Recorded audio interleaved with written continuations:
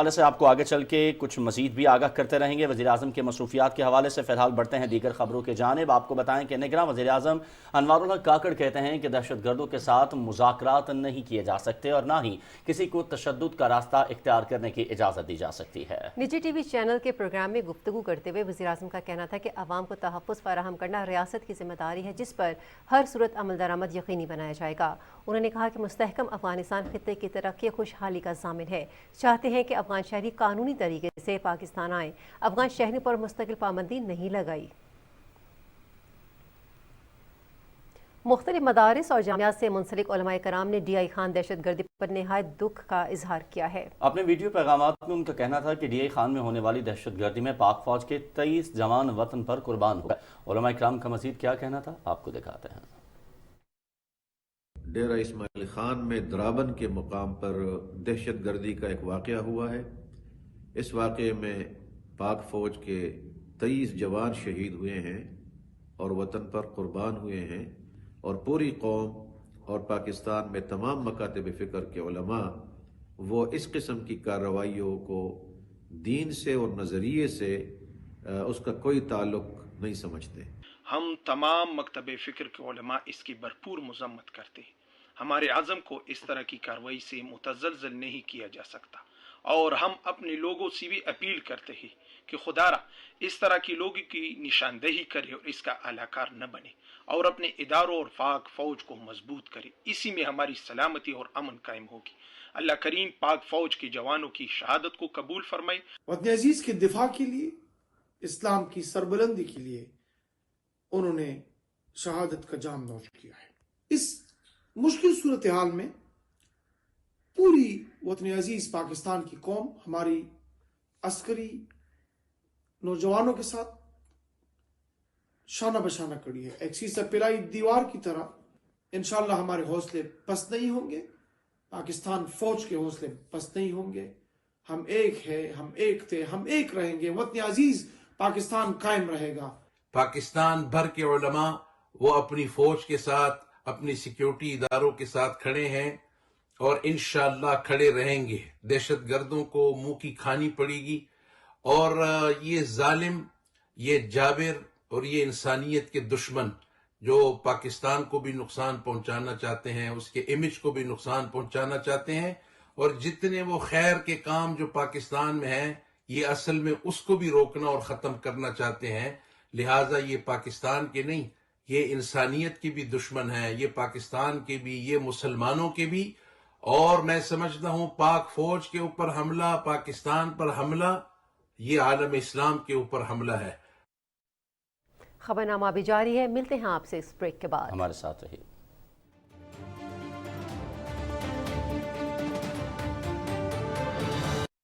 Click click click click tap tap ہو گیا سب live all in one app. اب نہ ہو کوئی لمبی لائن، نہ ہو زیادہ پروسیسنگ ٹائم. سب ہو جائے فٹافٹ، سب ہو جائے فٹافٹ. It's banking at your fingertips. Bills pay home in just few clicks. سب ہو جائے فٹافٹ، سب ہو جائے فٹافٹ. نہ ہو کوئی کال ویٹ ٹائم، کارڈ ایکٹیویشن بھی آن لائن. سب ہو جائے فٹافٹ، سب ہو جائے. Funds ہو transfer اب hassle free. ساری transactions ہو easily. سب ہو جائے فٹافٹ، سب ہو جائے فٹافٹ. ایم سی بی لائف پہ نو جھنجھٹ، یہاں ہو سب سیکیورلی، کیونکہ یہ ہے the best of digital banking surely. تو ڈاؤن لوڈ کرو M C B life. Fast, futuristic, فٹافٹ بینکنگ.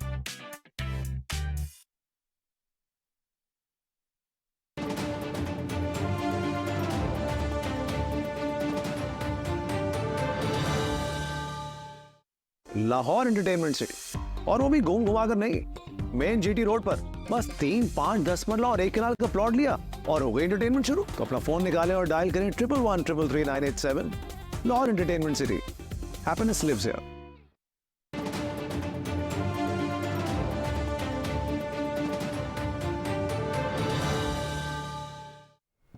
خبرنامے میں آپ کا خیر مقدم کرتے ہیں اور اب کچھ مزید خبریں. وزیر اطلاعات مرتضی سولنگی نے کہا ہے کہ افغانستان میں عبوری حکومت آنے کے بعد پاکستان میں دہشت گردی میں اضافہ ہوا ہے. انہوں نے کہا کہ انتشار پھیلانے والے عناصر سے سختی سے نمٹا جائے گا. انہوں نے بات پی ٹی وی نیوز کے پروگرام میں گفتگو کرتے ہوئے کہی، جس کی تفصیل بتا رہے ہیں فہد عزیز. پی ٹی وی کے پروگرام ریاست میں خصوصی گفتگو کرتے ہوئے وفاقی وزیر اطلاعات مرتضی سولنگی نے کہا ہے کہ چند عناصر دہشت گردوں کے لیے نرم گوشہ رکھتے ہیں. تحریک انصاف کی حکومت کے غلط فیصلوں سے ملک میں دہشت گردی میں اضافہ ہوا ہے. افغان عبوری حکومت دہشت گردوں کو پناہ فراہم کر رہی ہے. اور جب سے وہ سینکڑوں ٹی ٹی پی کے لوگ جن کو پی ٹی آئی کی حکومت میں لایا گیا بشمول ان کے اسلحے کے، اور اس کے بعد آپ دیکھیں کہ جو اعداد و شمار ہیں اس ملک میں دہشت گردی کے وہ بڑے ہیں. ہماری حکومت اور ہماری ریاست اس کو بالکل سنجیدہ لے رہی ہے اور یہ نہ سمجھیں کہ یہ واقعہ ہو گیا تو ہم اس پہ خاموش بیٹھیں گے. وفاقی وزیر مرتضی سولنگی نے کہا ہے کہ انتخابات اپنے مقررہ وقت پر ہوں گے. ملک میں انتخابات کے پرامن انعقاد میں الیکشن کمیشن کی معاونت کریں گے. چیف الیکشن کمشنر صاحب کہہ چکے ہیں کہ 16 دسمبر سے پہلے کیونکہ 16 دسمبر اور 8 فروری کے درمیان وہ 54 دن بنتے ہیں تو اس سے پہلے وہ شیڈیول بھی آ جائے گا. الیکشنز 8 فروری جمعرات 2024 کو ہی ہوں گے.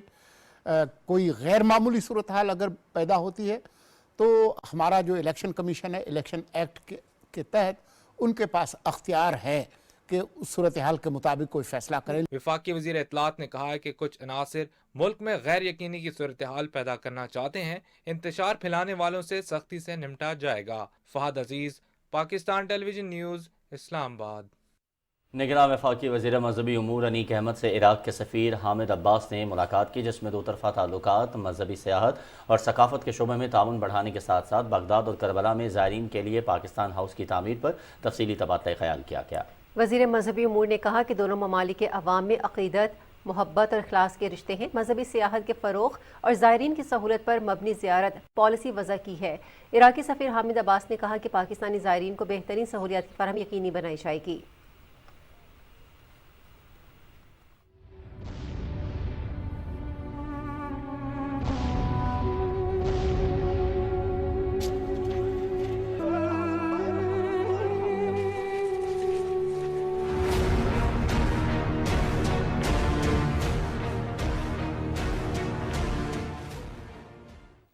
میں ہوں آپ کے ساتھ نازیہ خان. کچھ بات کریں گے غزہ کی صورتحال کی. تو غزہ اور مقبوضہ مغربی کنارے میں صہیونی بربریت جاری ہے. اسرائیلی طیاروں نے جنوبی غزہ کے علاقے رفح میں 2 مکانات کو نشانہ بنایا ہے. صفاقانہ حملے میں 27 فلسطینی شہید اور متعدد زخمی ہو گئے ہیں. جبالیہ پناہ گزین کیمپ میں مسجد پر حملے میں بھی متعدد افراد کی جاں بحق اور زخمی ہونے کی اطلاعات ملی ہیں. فلسطینی وزارت صحت کے مطابق 7 اکتوبر سے جاری صہیونی دہشت گردی میں شہداء کی مجموعی تعداد 18,608 ہو چکی ہے. حملوں میں 50,600 سے زائد فلسطینی زخمی بھی ہو چکے ہیں. اقوام متحدہ کی نمائندہ خصوصی رحمت سلیم نے تصدیق کی ہے کہ شہداء میں 70% تعداد خواتین اور بچوں کی ہے. اقوام متحدہ کے ادارے انروا کے مطابق پناہ گاہوں پر حملوں میں 288 بے گھر فلسطینی شہید اور 1,000 سے زائد زخمی ہو چکے ہیں. رپورٹرز وداؤٹ بارڈرز نے تصدیق کی ہے کہ 7 اکتوبر سے اب تک 17 صحافی بھی لقمۂ اجل بن چکے ہیں. ادھر مقبوضہ مغربی کنارے میں بھی اسرائیل کی ظالمانہ کارروائیاں جاری ہیں. جنین شہر اور پناہ گزین کیمپ میں فوجی آپریشن تیسرے روز میں داخل ہو چکا ہے. تازہ کارروائیوں میں مزید 2 فلسطینیوں کی جاں بحق ہونے کی اطلاعات ملی ہیں. آپریشن میں مجموعی طور پر 10 افراد شہید اور متعدد کو حراست میں لے لیا گیا ہے. الجزیرہ ٹی وی کے مطابق صہیونی فوج نے آپریشن کا دائرہ کار وسیع کرتے ہوئے دیہی علاقوں تک پھیلا دیا ہے. ادھر غزہ میں جاری جھڑپوں میں ایک اور اسرائیلی فوجی ہلاک ہو چکا ہے. غزہ میں زمینی کارروائی میں ہلاک اسرائیلی فوجیوں کی تعداد 116 ہو چکی ہے. 7 اکتوبر سے جاری جنگ میں مجموعی طور پر 1,200 سے زائد اسرائیلی ہلاک ہوئے ہیں. ناظرین، تباہ حال غزہ میں پانی، خوراک، ادویات کی شدید قلت برقرار ہے. جنگ زدہ علاقے میں انسانی بحران دن بدن سنگین ہوتا جا رہا ہے. اقوام متحدہ کے اعداد و شمار کے مطابق شمالی غزہ میں نصف اور جنوبی غزہ میں 1/3 آبادی کو بھوک کا سامنا ہے. لڑائی کے باعث غزہ کی نصف آبادی جنوبی علاقے رفح منتقل ہو چکی ہے. پناہ گاہوں میں گنجائش سے زیادہ لوگ مقیم ہیں. اقوام متحدہ کی امدادی رابطہ کار لن ہیسٹنگ کا کہنا ہے کہ غزہ میں متعدد بیماریاں پھیل رہی ہیں. تنگ جگہوں پر بڑی تعداد میں لوگوں کی موجودگی بے گھر فلسطینیوں کی زندگیوں کے لیے بہت بڑا خطرہ ہے. अक़वाम मुत्तहिदा की इमदादी राब्ता कार ने जंग बंदी का मुतालबा दोहराते हुए कहा है कि इसी में हर एक का मुफाद है। दूसरी जानिब गजा में सर्दी, शदीद बारिशों और सैलाब ने बेघर फ़लस्तीनियों के मसाइब और तकालीफ में बेहद इजाफा कर दिया है।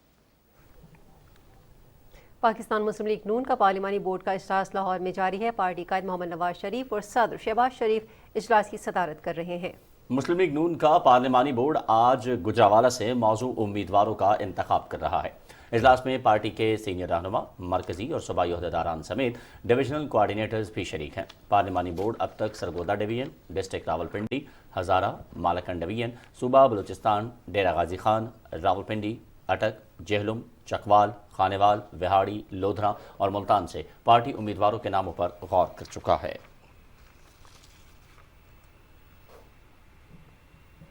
मुस्लिम लीग नून और इस्तेहकाम पाकिस्तान पार्टी के दरमियान सीट एडजस्टमेंट के मामले पर दोनों पार्टियों की कमेटियों का मुश्तरका इजलास लाहौर में हुआ। मुश्तरका कमेटी का इजलास सरदार अयाज सादिक के रिहाइशगाह पर हुआ।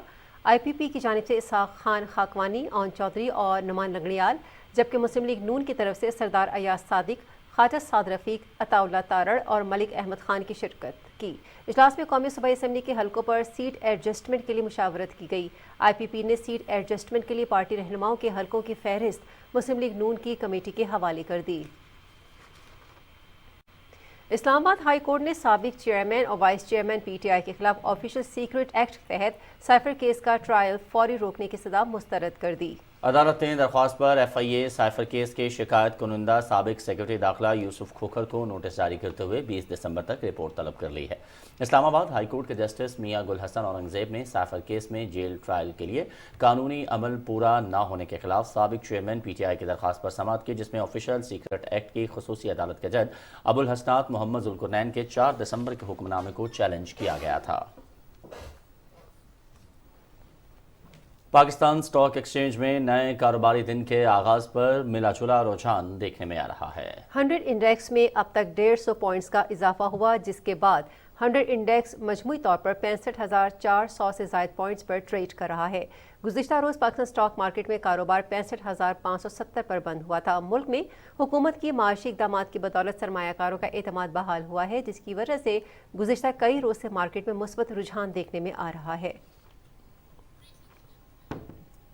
मज़ीद खबरें इस ब्रेक के बाद, हमारे साथ रहिएगा।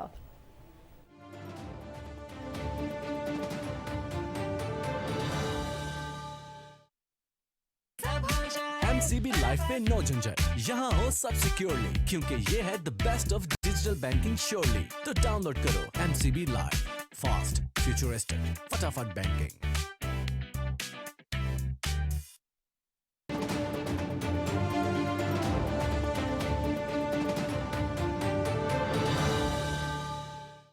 Click click click click tap tap, हो गया सब live all in one app. अब ना हो कोई लंबी लाइन, ना हो ज्यादा प्रोसेसिंग टाइम, सब हो जाए फटाफट, सब हो जाए फटाफट। It's banking at your fingertips. Bills pay home in just few clicks.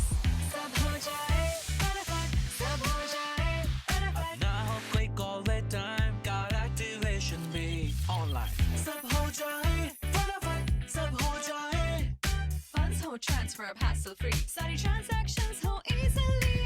सब हो जाए फटाफट, सब हो जाए फटाफट। MCB लाइफ पे नो झंझट, यहाँ हो सब सिक्योरली, क्योंकि ये है the best of digital banking surely. तो डाउनलोड करो MCB लाइव, फास्ट, फ्यूचरिस्टिक, फटाफट बैंकिंग।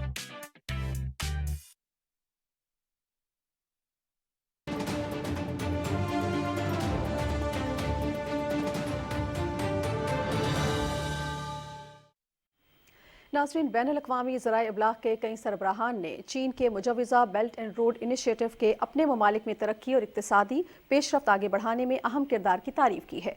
गुआंगडोंग में आलमी मीडिया समिट के दौरान बांग्लादेश के कॉस्मोस ग्रुप के CEO अनायतुल्ला खान का कहना है कि ये मनसूबा खित्ते के ममालिक की तामीर की एक इक़्तिसादी काविश है। चीन तरक्की में दूसरे ममालिक की मदद करना चाहता है। मलेशिया की कौमी खबर रसा एजेंसी बनामा के चेयरमैन वोंग जोंग वाई ने कहा है कि मलेशिया में बेल्ट एंड रोड इनिशिएटिव के तहत सबसे अहम मंसूबा ईस्ट कोस्ट ट्रेल लिंक का है। ये कुआलालंपुर को मशरकी साहिल मलेशिया की दूसरी तरफ से जोड़ देगा। इससे मुसाफत कई घंटों तक कम हो जाएगी। دوسری جانب غیر قانونی افغان باشندوں کی وطن واپسی کا سلسلہ جاری ہے۔ حکومت پاکستان کے اعلان سے قبل بھی غیر قانونی افغان باشندوں کی ایک کثیر تعداد گرفتاری کے ڈر سے پاکستان سے واپس افغانستان جاتی رہی ہے۔ گزشتہ روز جانے والے 2423 افغان شہریوں میں سے 687 مرد، 326 خواتین اور 1410 بچے شامل تھے۔ اب تک پاکستان چھوڑنے والے غیر قانونی افغان باشندوں کی تعداد 4,29,288 تک جا پہنچی ہے اور واپسی کا یہ سلسلہ جاری و ساری ہے۔ افغانستان روانگی کے لیے 114 گاڑیوں میں 235 خاندانوں کی اپنے وطن واپسی عمل میں لائی جا چکی ہے۔ خیبر پختونخوا کے قبائلی اضلاع میں ترقی کا سفر زور و شور کے ساتھ جاری ہے اور اسی سلسلے میں پاک فوج اور فرنٹیئر کورٹ نارتھ کی جانب سے قبائلی اضلاع باجاوڑ، محمد اور خیبر میں آمد و رفت کی بحالی پر خصوصی توجہ دیتے ہوئے وسیع پیمانے پر سڑکوں کی تعمیر مکمل کر لی گئی ہے۔ خیبر پختونخوا میں ضم ہونے کے بعد ان اضلاع میں نہایت قلیل مدت میں 773 کلومیٹر پر محیط سڑکوں کی تعمیر مکمل کر لی گئی ہے۔ سڑکوں کی تعمیر سے ان تینوں اضلاع میں بڑے پیمانے پر کاروبار بڑھا ہے، جس کی وجہ سے عوام کو روزگار کے مواقع بھی مل رہے ہیں۔ ان اضلاع میں نہ صرف نئی سڑکیں تعمیر کی گئی ہیں بلکہ پہلے سے موجود تباہ حال سڑکوں کی بھی تعمیر کو مکمل کیا گیا ہے۔ پاکستان اوورسیز کمیونٹی کے وفد نے میاں طارق جاوید کی قیادت میں میجر شبیر شریف نشان حیدر کے مزار پر حاضری دی۔ وفد نے شہید کے مزار پر پھولوں کی چادر چڑھائی اور فاتحہ خوانی کی۔ چیئرمین پاکستان اوورسیز کمیونٹی نے 1971 سمیت تمام جنگوں کے شہیدوں اور غازیوں کو خراج عقیدت پیش کیا ہے۔ میجر شبیر شریف نے جس جرت اور بہادری سے دفاع وطن کے لیے عظیم قربانیاں دیں وہ بے مثال ہے۔ آج یہ ملک صحیح سلامت قائم و دائم ہے، یہ صرف اس کے پیچھے اگر کوئی لازوال قربانیوں کی داستان ہے تو وہ پاک فوج کے وہ نوجوان جو اپنی جانوں کی پرواہ نہ کرتے ہوئے بارڈرز کے اوپر کھڑے ہیں۔ پوری دنیا میں اگر دہشت گردی کے خلاف کسی فوج نے جنگ جیتی ہے تو وہ پاک آرمی نے، اور کل کے ہونے والے واقعے کی جس میں 23 جوان شہید ہوئے ہیں، ہم پرزور مذمت کرتے ہیں اور ہم کسی بھی ایسے دہشت گرد کارروائی جو اس ملک کے خلاف، اس فوج کے خلاف، ہمارے اداروں کے خلاف ہو، ہم اس کی بھرپور مذمت کرتے ہیں۔ اور بالکل پاکستان کے نام کے ساتھ ہمارا نام جڑا ہوا ہے۔ پاکستان ہے تو ہم ہیں، پاکستان آرمی ہے تو پاکستان ہے، پاکستان زندہ باد۔ جب بھی دسمبر آتا ہے تو یہ چیزیں ہمیں یاد دلاتی ہیں کہ ہماری فوج نے ہمارے لیے کتنی قربانیاں دی ہیں، ہماری ان شہداء نے کتنا اپنا خون بہا کے ہمارے ملک کی حفاظت کی۔ ہمارے ملک کی جو فوج کو ایک جو سٹرونگ پاور ہے وہ ہم دے سکتے ہیں، ایک عوام دے سکتی ہے، تو ہمارا یہ حق ہے اپنی فوج کے ساتھ کھڑے ہونا۔ میں ایک ماں ہوں، ایک بیٹی ہوں، اور میرے ساتھ کھڑی یہ مائیں بہنیں، ہم اپنے تمام پاک فوج کو آج سلوٹ کرنا چاہتی ہیں، ان شہداء کو اور ان ماؤں کو خاص طور پہ جنہوں نے اپنے لختے جگر اس وطن کی خاطر اور ہمارے بچوں کی حفاظت کے لیے قربان کیے ہیں۔ دہشت گردی کی جو جنگ لڑی ہے پاکستانیوں نے، جو ایک ملک کے اندر کے دشمنوں میں اور جو سرحدوں کے باہر دشمن ہے ان کے خلاف جو جنگ لڑی ہے، اس میں جو ہمارے شہداء نے قربانی دی ہے، ہماری ماؤں بہنوں کی عزت کی حفاظت کے لیے، ہمارے بچوں کی حفاظت کے لیے عظیم ہے وہ مائیں جنہوں نے اپنے لختے جگر کس طرح خوبصورت شہزادے سرحدوں میں بیچ دیتی ہیں کہ جاؤ اپنے خون کی قربانی دو اور اس ملک کی حفاظت کرو۔ ہم اوورسیز پاکستانیوں نے پاکستان کے لیے سکون سے جو کام کیا، اس میں ہمارے شہداء کا بے تحاشا عمل دخل ہے کہ ان کی قربانیوں کی وجہ سے ہمیں پتہ تھا کہ پاکستان محفوظ ہے، ہماری فیملی، ہمارے بچے محفوظ ہیں۔ 1971 کی جنگ کی کہانی غازیوں کی زبانی۔ 1971 کی جنگ میں بھارتی تربیت یافتہ دہشت گرد تنظیم مکتی باہنی نے مشرقی پاکستان میں بے گناہ پاکستانیوں کا قتل عام کیا۔ پاکستان پر انسانی حقوق کی خلاف ورزی کے جھوٹے، بن گھڑت اور بے بنیاد الزامات لگائے۔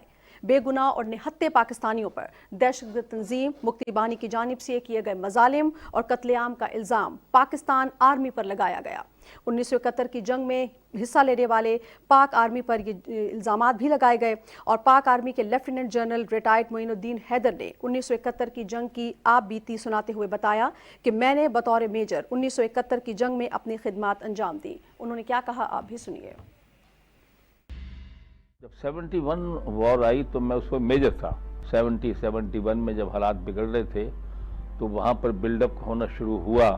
اس وقت صورتحال بڑی پولرائزیشن ہو گئی اور ٹینشن ہو گئی اور فوج سے انہوں نے نان کوپریشن موومنٹ شروع کر دی اور انہوں نے فوج کا راشن سپلائی ویجیٹیبل دودھ سب کچھ جو کنٹونمنٹس میں آتا تھا اس کو بند کر دیا اور انہوں نے ہمارے پاکستان کی ویسٹ پاکستان کی فوج کے لوگ جو تھے ان کو پھر وہ بہت ہی تیش چلاتے تھے گالیاں دیتے تھے لیکن فوج نے بہت ڈسپلن کے ساتھ کوئی ریئیکشن نہیں دکھایا. تو یہ جو باتیں کہی جاتی ہیں کہ قتل عام کیا ہے اور ریپ ہوا ہے اور بے انتہا بنگالی مار دیے ہیں اور بڑی ظلم زیادتی کی ان کے ساتھ، یہ بالکل غلط ہے. اس وقت کے جتنے قصے ہم نے لوگوں سے سنے، بعد میں جنگ قیدی واپس آئے انہوں نے آنکھوں دیکھ کا حال ہمیں سنایا، اس پہ پھر بہت سی پبلیکیشنز چھپیں. تو اس سے یہ میں نے نتیجہ جو ہے اخذ کیا کہ یہ جو مار دھاڑ تھی اور تشدد تھا یہ بنگالیوں نے شروع کیا اور ویسٹ پاکستانیوں کو انہوں نے قتل کرنا شروع کیا، بہاریوں کو قتل کرنا شروع کیا، جتنے ورکرز تھے ان کو مارنا شروع کیا اور پھر فوج کے اوپر حملے کرتے تھے جب موقع ملتا تھا. کوئی دیکھتے تھے اکیلے میں جا رہا یا کچھ ہے. یہ ہم کو سمجھنا چاہیے کہ انیشیشن جو ہے اس جھگڑے کی اور قتل و غارت کی انہوں نے شروع کیا.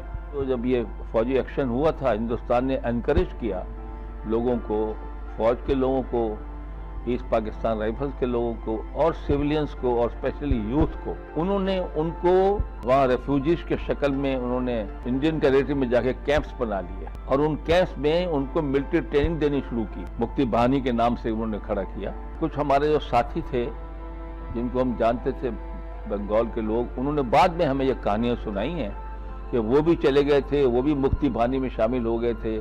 انہوں نے پوری کہانی سنائی ہے کہ ہم کو ہندوستان کے لوگ ٹرین کرتے تھے، وہی ہتھیار دیتے تھے، وہی ہم کو بھیجتے تھے اور ساتھ میں ہمارے جو مکتی بہانی کے جو انڈین فوج کے لوگ تھے وہ بھی مکتی بہانی کی مطلب پہن کر شکل بنا کر داخل ہوتے تھے حالانکہ وہ تھے فوجی. سیز فائر کے بعد جو مکتی بہانی نے ظلم ڈھایا ہے بہاریوں کے اوپر کہ ان کو ذبح کیا ہے اور جو دوسرے ویسٹ پاکستانی جو ان کے ہاتھ لگے اس کو قتل کیا ہے، وہ بہت برا دور تھا. جماعت اسلامی کے کچھ لوگ جو بنگالی تھے لیکن جماعت اسلامی کے ساتھ مل کر انہوں نے ہندوستان کے خلاف بھی لڑے تھے، وہ مکتی بہانی کے خلاف بھی لڑے تھے، تو ان کو بھی قتل کیا اور اپنے بنگالیوں کو اور سب ویسٹ پاکستانیوں کو قتل کیا.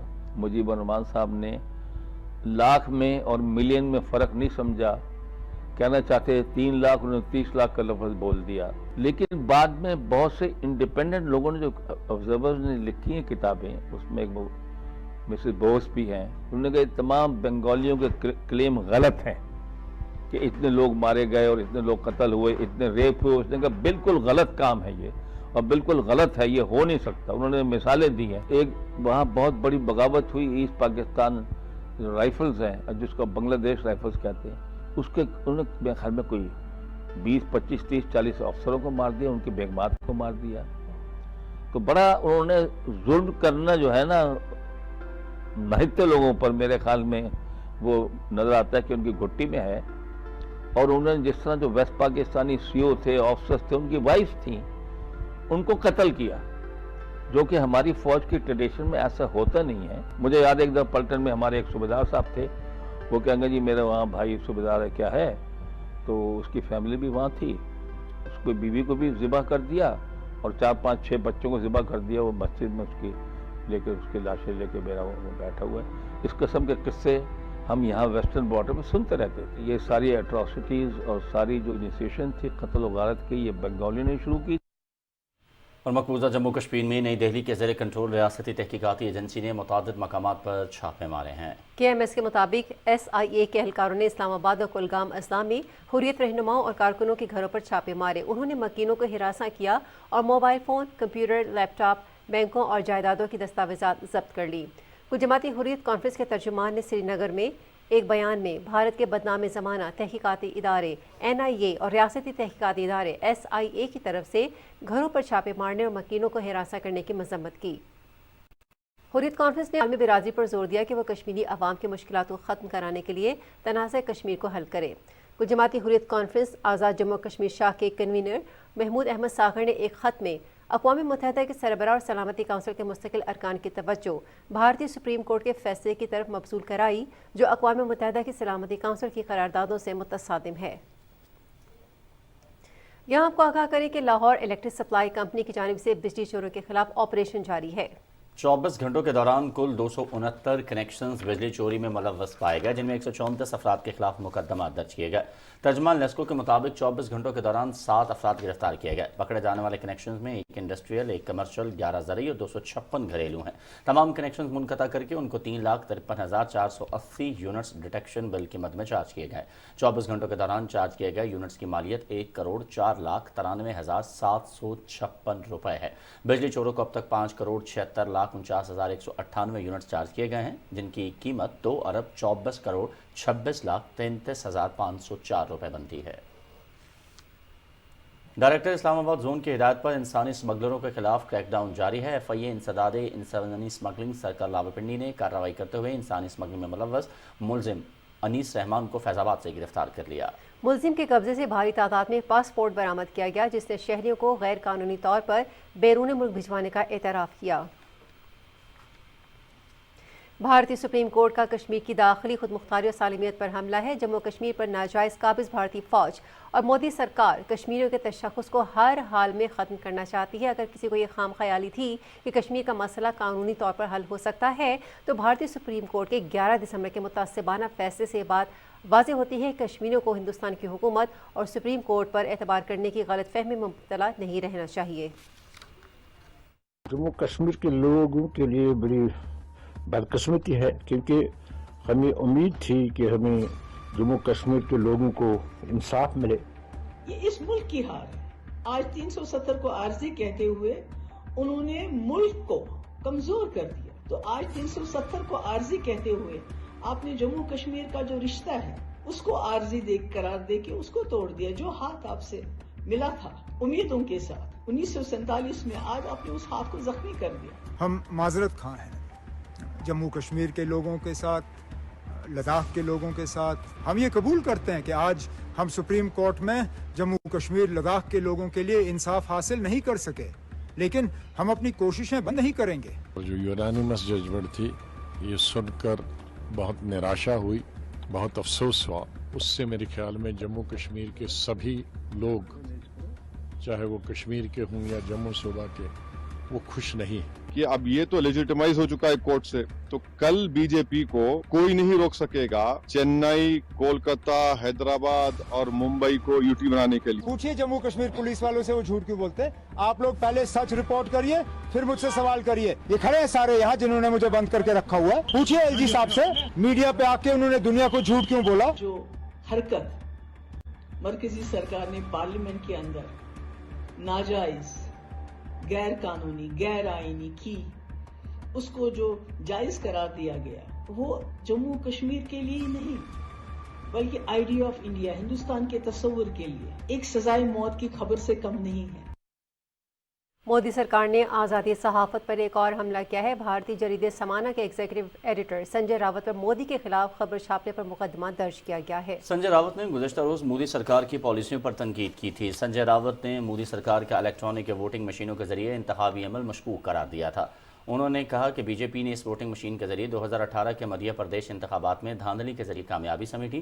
سنجے پر مقدمہ بھارتی پینل کوڈ کے سیکشن A505-2153 کے تحت عمرکھید مہاراشٹرا پولیس اسٹیشن میں درج ہوا ہے۔ گزشتہ روز واشنگٹن پوسٹ نے مودی سرکار کی خود کی تشویق کے لیے خفیہ آپریشن کرنے والی تنظیموں کو بے نقاب کیا تھا۔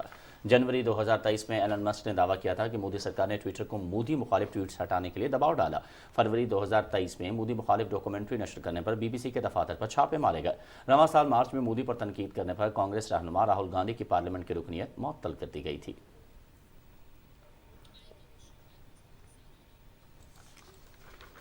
کینیڈین شہری سارا انعام قتل کیس میں عدالت آج فیصلہ سنائے گی۔ اسلام آباد کی مقامی عدالت نے فریقین کے حتمی دلائل کے بعد 9 دسمبر کو فیصلہ محفوظ کیا تھا۔ فیصلہ اسلام آباد کی مقامی عدالت کے جج ناصر جاوید رانا سنائیں گے۔ ملزم شاہنواز امیر پر 23 ستمبر 2022 کو سارا انعام کو قتل کرنے کا الزام ہے۔ ملزم سینئر صحافی ایاز امیر کے بیٹے ہیں۔ ملزم کی والدہ سمینہ مقدمے میں شریک ملزمہ ہیں۔ اس کیس میں پہلے جج عطا ربانی تھے، جنہوں نے ایسی ہی نوعیت کے ایک اور مقدمے نون مقدم قتل کیس میں فیصلہ سنایا تھا۔ ملتان کے cantt public school and college کے پرنسپل بینش سعید نے بیسٹ ایشین پرنسپل کا ایوارڈ جیت لیا ہے۔ بینش سعید نے اپنا ایوارڈ وطن کے شہیدوں، غازیوں اور دہشت گردی سے متاثرہ علاقوں میں تعلیم فراہم کرنے والی خواتین اساتذہ کے نام کیا ہے۔ شراز دورانی کی رپورٹ دیکھیے۔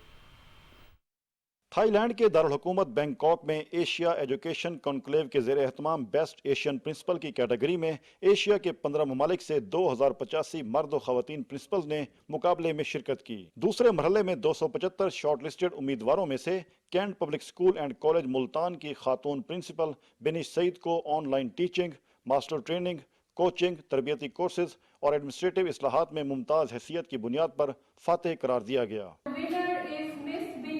Currently serving as the principal at Khan Public School and College in Multan, Pakistan. استاد گھرانے سے تعلق رکھنے والی بینش سعید نے ٹیچر سے کوارڈینیٹر، ماسٹر ٹرینر اور پرنسپل سے ایشین بیسٹ پرنسپل کا سفر نہایت جاں فشانی، سخت محنت اور بہترین اصلاحاتی سوچ و فکر سے طے کیا۔ میں اپنا ایوارڈ وطن کے جو شہید ہیں، جو غازی ہیں اور خاص طور پہ میرے بڑے بھائی کرنل لئیک بیگ مرزا کے نام کرتی ہوں، جن کی شہادت، جن کی قربانیوں کی وجہ سے آج ہم آزاد ملک میں الحمدللہ سانس لے رہے ہیں، اور ان بہنوں کے نام کرتی ہوں جو کہ وزیرستان میں اپنی محنت کے ساتھ جا کے بچوں کو پڑھا رہی ہیں۔ دنیا کے نامور اسکالرز اور محققین پر مشتمل ایشین ایجوکیشن کنکلیو کی جانب سے ایوارڈ کی فراہمی دراصل عالمی سطح پر پاکستان کے تعلیمی نظام پر اعتماد کا اظہار ہے۔ بینش سعید نے اپنی شاندار کامیابی پر پاکستانیوں کا سر فخر سے بلند کر دیا ہے۔ شراز دورانی، پاکستان ٹیلی ویژن نیوز، ملتان۔ سربراہ لاہور پولیس بلال صدیقی کمیانہ کی زیر صدارت سول لائن اور سٹی ڈویژن کی کارکردگی کا جائزہ اجلاس لاہور میں ہوا، جس میں دونوں ڈویژن کی کارکردگی کا جائزہ لیا گیا۔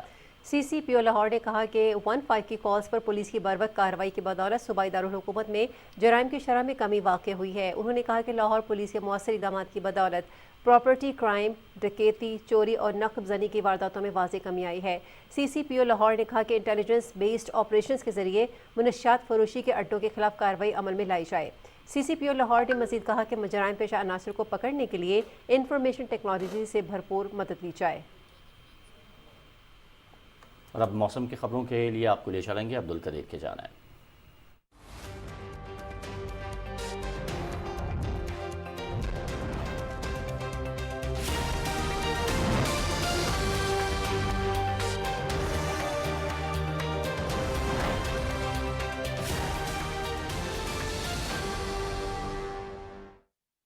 السلام علیکم، خبر نامے میں ویدر اپڈیٹ لیے میں آپ کے ساتھ عبدالقدیر۔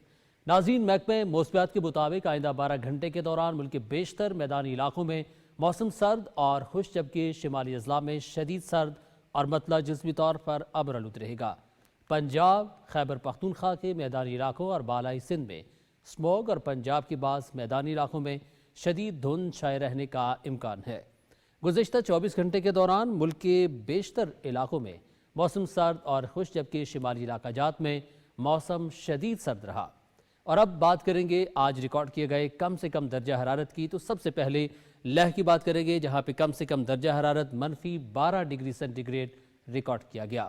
سکردو میں -7، کالام میں -5، دیر اور کوئٹہ میں -3 ڈگری سینٹی گریڈ ریکارڈ کیا گیا۔ یہ تھی اب تک کی موسم کی صورتحال۔